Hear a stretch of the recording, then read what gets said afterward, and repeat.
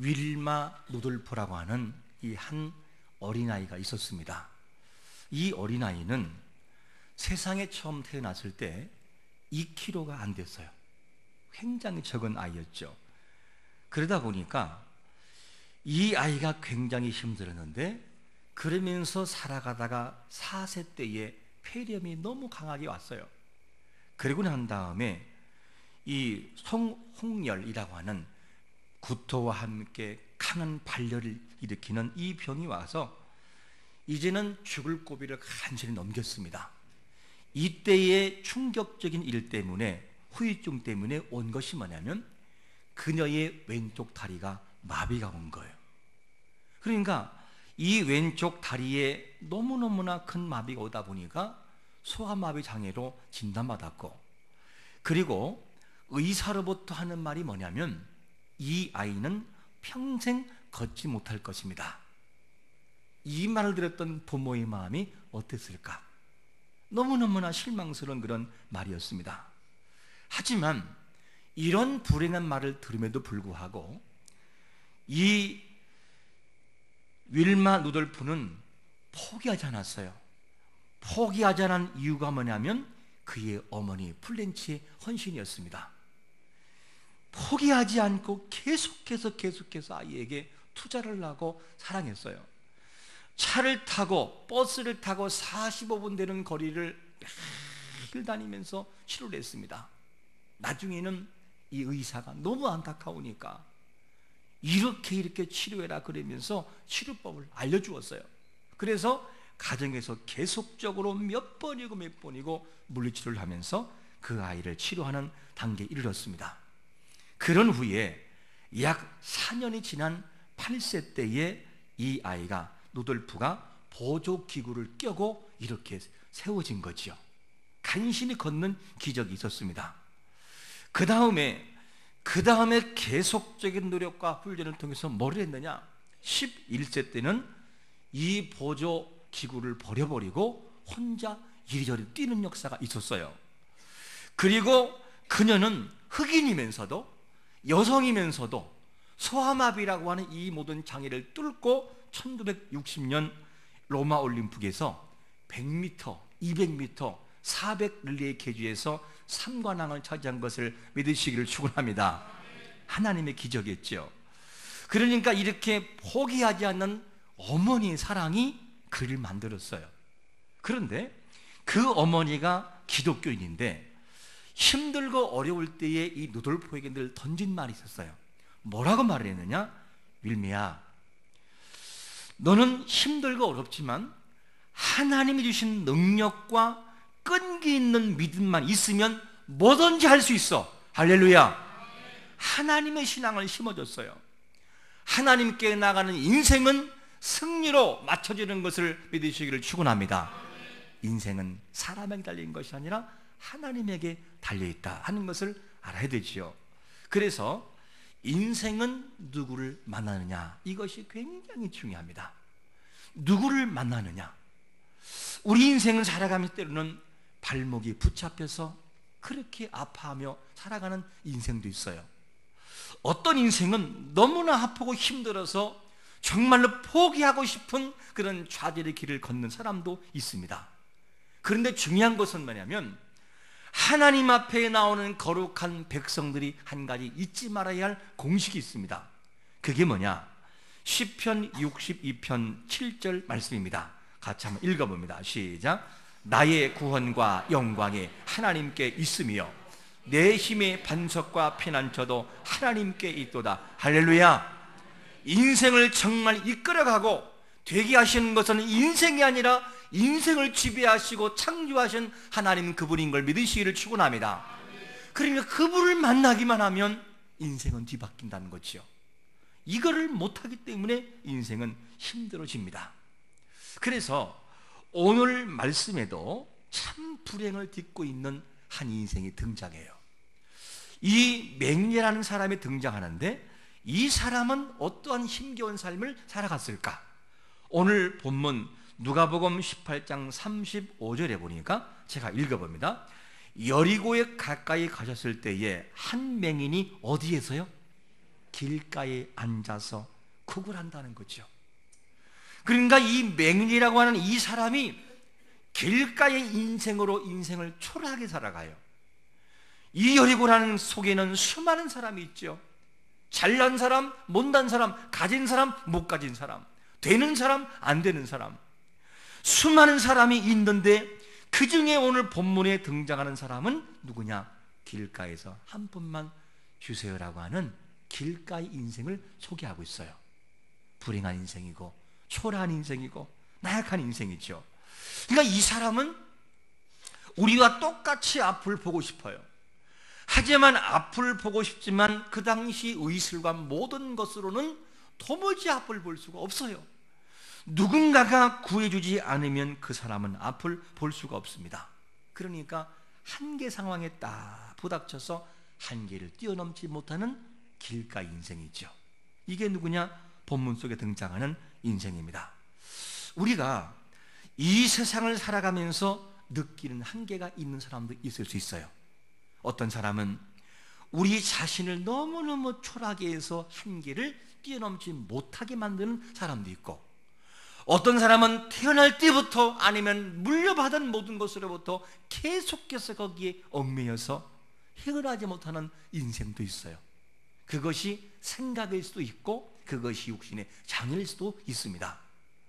그런 인생을 살아가지만 중요한 것은 뭐냐면, 그럼에도 불구하고 그 인생을 일으켜 세우는 것은 사람이 아니라 하나님이신데, 사무엘상 2장 7절에서 뭐라고 말씀하냐면, 제가 읽어봅니다. 여호와는 뭐하기도 하시고요, 가난하기도 하셔요. 그리고 여호와는 뭐하기도 하시고 부하기도 하시고, 여호와는 뭐하기도 하시고 낮추기도 하시고, 여호와는 높이기도 한다는 거예요. 그러므로 이 말씀을 바라볼 때 인생의 진정한 승패는 우리의 삶에 있는 것이 아니라 여호와라는 주제 속에, 여호와 그분 앞에 있는 것을 100% 믿으시기를 축원합니다. 여러분, 불행한 삶이 있어도 불행하게 생각하지 마세요. 왜냐? 하나님이 우리를 들어 쓰시면 행복해져요. 하나님 우리를 올려놓으면 그 자리에 올라가는 것이 인생이라니까요. 그러니까 인생의 정말 해답은 어디에 있느냐? 인생을 잡고 계신 하나님 그분의 손에 있다는 거예요.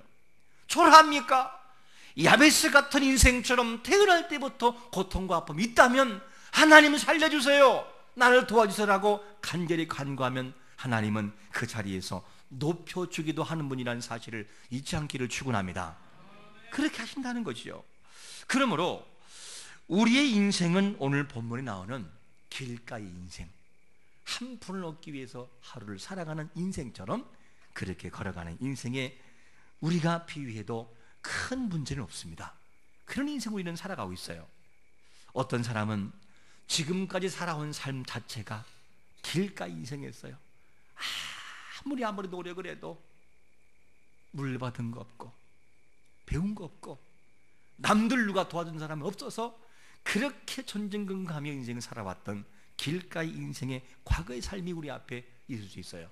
그리고 어떤 인생은 지금 여기에서 현재를 살아가는 모든 삶이 정말 누구도 도와줄 수 없는 길가 인생처럼 아프고 힘들어서 그렇게 눈물을 흘리며 살아가는 인생이 될 수도 있습니다. 그런데 중요한 것은 뭐냐면, 그 인생이라 할지라도 그 인생을 잡는 하나님을 만나면 되더라는 것이죠. 초라한 인생으로 끝나지 말고 하나님을 잡음으로 인생의 승리를 경험하는 자가 되시기를 축원합니다. 근데 오늘 본문에 나오는 이 맹인이 정말로 길가 인생을 살아가는데 그날따라 기가 더 밝아졌어요. 예민했어요. 사람들이 막 시끄럽고 웅성웅성대니까 이게 무슨 소리냐, 이게 지금 뭐 하는 거냐 라고 물었어요. 그럴 때에 이 불행한 인생에게 누가 지나가느냐? 바로 예수님이 지나가시는데, 그 기쁜 소식을 뭐라고 하느냐? 누가복음 18장 37절에 보니까 이렇게 말씀해요. 그들이 뭐라고요? 나사렛 예수께서 뭐한다? 지나가신다는 거예요. 누구 앞을요? 길가 인생인 맹인의 앞을 지나가고 있다는 거예요. 이것을 알려주죠. 그러니까 길가에서 한 푼을 얻기 위해 살아가는 이 맹인의 인생에서는 최고의 기회예요. 그 그 감겼던 눈을 뜰 수 있는 그런 기회죠. 예수님이 지나간다는 이 사실을 그는 알았어요. 예수님이 지나간다는 그 생각을 알고 그는 포기할 수가 없었어요. 왜냐? 예수님을 소문 들어 너무 잘 알고 있거든요. 예수님이 어떤 분인지. 그러니까 예수님이 어떤 분인지를 알고 있으니까 그는 지나가는 것을 포기할 수 없었어요. 여러분, 지금도 우리 앞을 예수님은 이 예배 가운데 지나가고 있는 것을 믿으시기를 축원합니다. 그리고 인생의 고난과 아픔 속에서 해결할 수 없는 인생을 딛고 있을 때 하나님은 그 문제 앞을 지나가셔요. 그때 우리가 예수님을 찾고 예수님을 만나면 우리 인생의 문제는 해결되는데 우리는 그것을 찾지 않을 때가 너무나 많다는 것이죠. 여러분, 예수 그리스도를 진심으로 찾고 그분을 만나면 내 인생의 문제, 인생의 본질적인 고민의 문제가 해결되는 것을 믿으시기를 축원합니다. 본질이 해결돼요. 이것을 우리가 알아야 되겠죠. 그러면 오늘 본문에서 우리 정말로 예수님께서는 지금도 우리 앞을 지나가고 있는데 우리 앞을 지나가시는 예수님은 과연 어떤 분일까? 우리가 소개하고 있는 이 예수는 어떤 분이실까? 이런 분이에요. 마태복음 8장 26절 말씀을 같이 한번 읽어보겠습니다. 시작. 예수께서 이르시되 어찌하여 무수하느냐? 믿음이 작은 자들아 하시고 곧 일어나사 바람과 바다를 꾸짖으시니 아주 잔잔하게 되거늘. 지금 배가 이 파도를 만나가지고 뒤집혀서 죽을 위기에 놓였을 때 예수님이 일어서서 명하시니까 뭐가 됩니까? 파도가 춤을 추더니만 잔잔해졌어요. 인생의 고난과 파도가 있을 때 예수 그리스도를 만나면 인생의 문제를 멈추게 하는 것을 믿으시기를 축원합니다. 그게 예수님이라는 거예요. 그러므로 정말 예수를 제대로 만나면 인생의 문제가 해결되고 행복한 그 길을 걸어갈 수 있어요. 아무리 지금까지 불행한 인생을 걸어왔다 할지라도 그게 예수 그리스도의 위대한 능력이라는 거죠. 그러므로 그분은 나의 고민을 해결하십니다. 그리고 나의 아픔을 그분은 해결하셔요. 그게 예수님이시죠. 그러므로 여러분, 이 예수님을 모시고 살아가는 인생들에게는 이런 고백이 나올 수밖에 없어요. 어떤 고백이냐? 시편 27편 1절 말씀 같이 읽어봅니다. 시작. 여호와는 나의 빛이요 나의 구원이시니 내가 누구를 두려워하리요? 여호와는 내 생명의 능력이시니 내가 누구를 무서워하리요? 하나님을 믿고 나가는 자들에게는 두려움이 없는 걸 믿으시기를 축원합니다. 그러니까 생명을 걸잖아요. 세상이 감당할 수 없잖아요. 이게 예수 믿는 사람들의 능력이라는 것을 알 수가 있습니다. 자, 이렇게 예수님은 이런 분이신데 그러면 우리는 분명히 그분을 찾는 것이 맞아요. 그렇구나. 인생의 진짜 문제는 우리를 해결하시는 예수님께 있구나. 그러면 그분을 찾으면 좋을 텐데 인생은 그분을 안 찾는 것이 문제라는 거예요. 정말 찾는다고 말을 하지만 내 마음을 다하여 그분을 찾는 것이 많지가 않아요. 찾는 자들에게 어떻게 약속하고 있나요? 약속을 이렇게 하고 있어요. 예레미야 29장 13절과 14절에서는 찾는 자들에게 이렇게 약속합니다. 시작. 너희가 내게 부르짖으며 내게 와서 기도하면 내가 너희들의 기도를 들을 것이요 너희가 온 마음으로 나를 구하면 나를 찾을 것이요 나를 만나리라. 이 약속을 주는 이는 만주의 주요 우주를 창조하신 하나님 자신인 걸 믿으시기를 축원합니다. 그러니까 하나님이 된다고 하잖아요. 만나 주신다고, 응답하신다고. 그러므로 이 사실을 믿고 나가는 것은 너무 중요하죠. 이 사실을 믿고 그분 앞에 나가면 우리 인생이 한 번에 해결이 됩니다.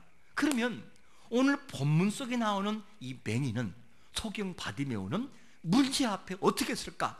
예수가 지나간다는 소리를 듣고 어떻게 반응했을까? 본문 누가복음 18장 38절은 이렇게 말씀합니다. 맹인이 외쳐 이르되 다윗의 자손이여 뭐라고요? 나를 좀 어떻게 하라고요? 불쌍히 해달라고. 그러면서 간절히 부탁하죠. 그러니까 사람들은 이 지나가는 예수를 뭐라고 소개했느냐? 누가 지나가요? 했더니만 나사란 예수가 지나가 이렇게 소개했어요. 그런데 이 맹인은 뭐라고 말하느냐? 여기에다 하나를 더 붙여버려. 다윗의 자손 예수라고 붙여버려요. 그러면 왜 그랬을까? 그냥 예수가 아니라 왜 다윗의 자손이라는 말이 붙을까? 다윗의 자손이라는 말은 무슨 말이냐면, 메시아가 인생의 문제를 해결하시는 메시아는 누구를 통해 온다? 다윗의 자손을 통하여 온다는 거예요. 그러므로 이 시간 고백하고 있는 것은 뭐냐면, 맹인은 내 인생의 문제를 해결할 메시아가 당신입니다. 이거를 고백하고 있는 거예요.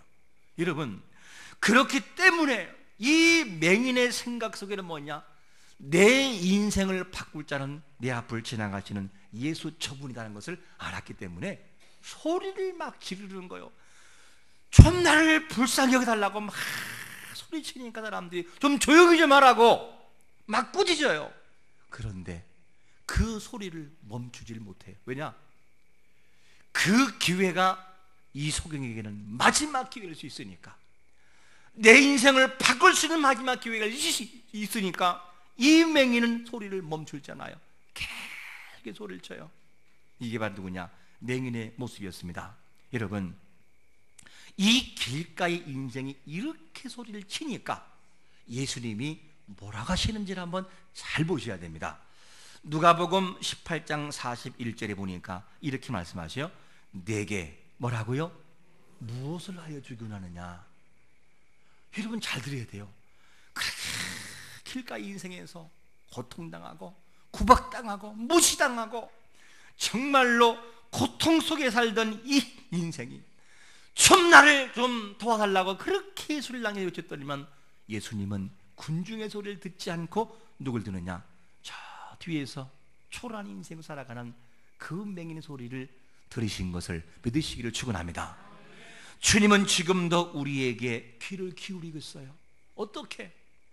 하나님, 나 너무 힘들어요. 내 인생 살아가면서 너무 고통만 경험하며 살아왔습니다. 나를 좀 도와주세요.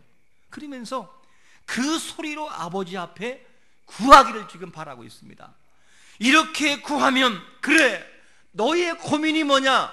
너의 정말 원하는 고민이 뭐냐라고 들어주려고 준비 중에 있다, 그 말이에요. 이것이 누구냐? 주님의 모습이라는 거예요. 여러분, 주님은 들으실 때에 우리가 아무도 없는 자리에서 하나님만 바라보고, 주님, 저 아파요, 도와주세요 라고 조용한 소리로 기도해도 하나님은 그 소리를 듣고 계신 것을 믿으시기를 축원합니다. 저 산꼭대기 올라가서 아무도 없을 때, 그 직장에서, 그 회사에서, 그 모든 사업을 하면서 내가 힘들고 어려운 순간이 있을 때, 하나님, 내 인생 좀 도와주세요 라고 나만이 하는 눈물을 흘릴 때도 하나님은 그를 듣고, 그래, 네가 그걸 원하느냐? 네 문제가 그거냐? 하면서 찾아오신다는 거예요. 여러분, 그 예수 그리스도를 만나고 돌아가시기를 축원합니다. 그분은 지금 우리 앞에 예배를 통해서 지나가고 계세요. 지나가고 계세요. 그러면 이렇게 애절하게 기도하는 눈물의 기도를 이 소경에게 들어주었다면, 이것이 어찌 그에게만 듣는 소리가 되겠는가? 지금 이곳에 있는 다양한 문제를 가지고 서 있는 우리의 인생의 문제에게도 주님은 개입하시고 찾아오시는 것을 믿으시기를 축원합니다. 그 예수를 찾는 것이 참 중요하죠. 그러면 주님은 지금도 우리에게 신음소리 하나까지도 듣고 계시죠. 듣고 계세요. 그리고 아버지 도와주세요라고 부르짖으면, 그래, 네게 무엇 해주기 원하느냐 말해보아라 라고 우리에게 질문하신다는 거죠. 이 사실을 알아야 됩니다. 그러므로 우리는 바디메오의 귀, 이 소리를 들으시는, 맹인의 소리를 들으시는 것을 알았다면 우리도 구해야 돼요. 왜 구하라고 하느냐?